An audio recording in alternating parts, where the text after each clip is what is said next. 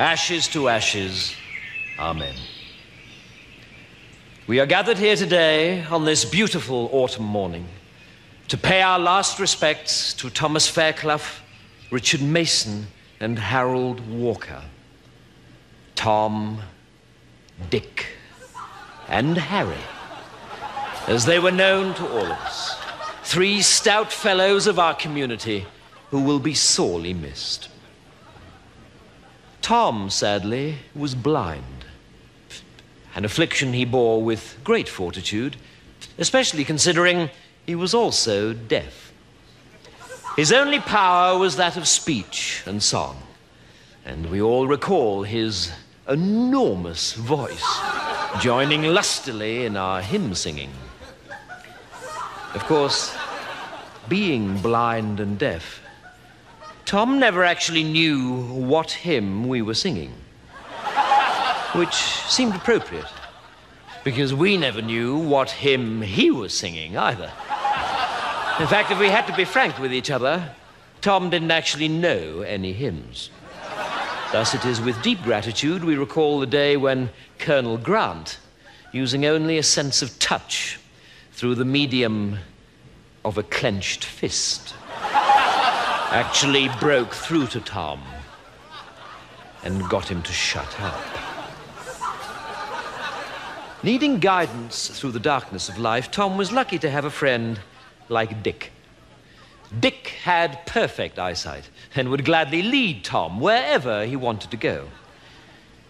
Unfortunately, since Dick was also deaf, he couldn't actually hear where Tom wanted to go.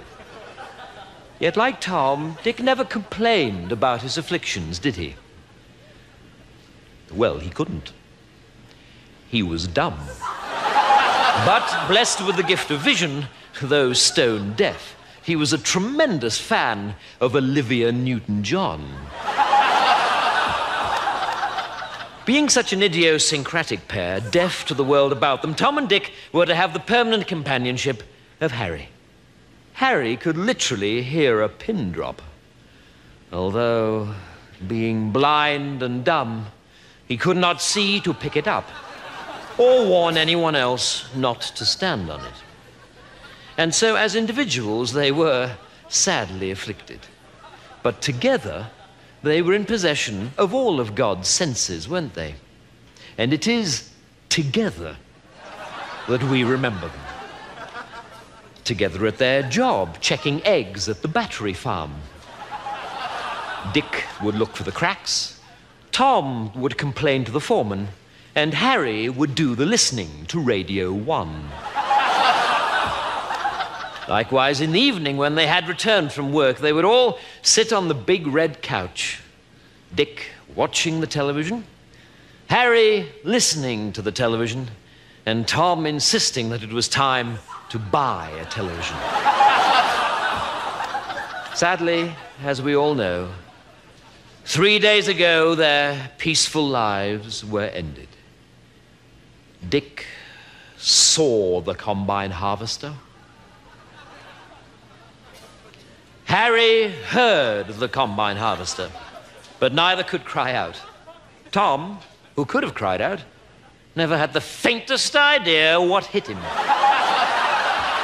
And so they were all harvested together, blended into oneness at last, and now we trust are in heaven, as happy as any in that immortal host. For Dick will see the angels' choir, Harry will hear the angels' choir, and no doubt Tom will ruin it for everybody.